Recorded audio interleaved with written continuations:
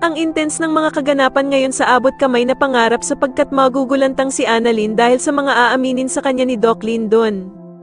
Dito nga ay hindi na makakayanan ng konsensya ni Doc Lyndon at sasabihin na nga niya kay Annalyn ang mga nalalaman niya tungkol sa nangyaring aksidente kay Don Pepe. Samantala ay nagpasabog na naman nga ng kasamaan itong bruhang si Moira dahil sa guguluhin ito ang masayang kainan nila Giselle, Lynette, Annalyn at Justin. Ikakagulat nga nilang apat ang laman ng cake nila dahil sa imbis na surprise gift ay nakasulat dito ang mga bagay na sobrang kinaiinisan nila.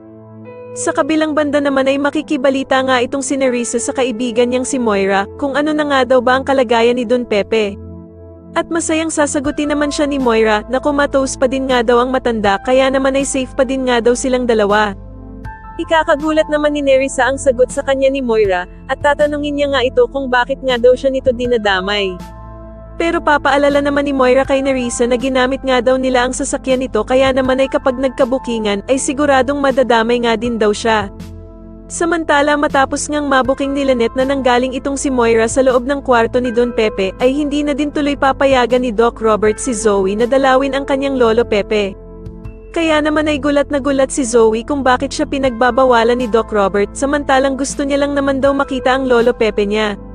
Sa kabilang banda naman matapos nga ang ginawang pagtatanggol ni Zoe kay Annalyn ay iisipin na niya na close na silang dalawa ni Zoe at dito nga ay dagdag pa nga ni Annalyn na kahit na anong gawin nga daw ni Moira ay hindi na niya sila mapag-aaway na dalawa. Kaya naman ay tatanungin siya ni Doc Lyndon na kung paano nga daw kung talagang may kinalaman si Zoe sa mga nangyari sa kanyang lolo Pepe. Sa tingin nyo dito na nga kaya malaman ni Annalyn ang katotohanan na maging si Zoe ay kasabwat din sa pagkakomatose ni Don Pepe, mas lalo na nga talagang nagiging exciting ang mga susunod na kaganapan kaya naman ay mas lalo pa nating abangan ang mas lalong gumigandang abot kamay na pangarap. Maraming salamat po sa inyong panonood at sana po ay masubscribe nyo ako. Maraming salamat po.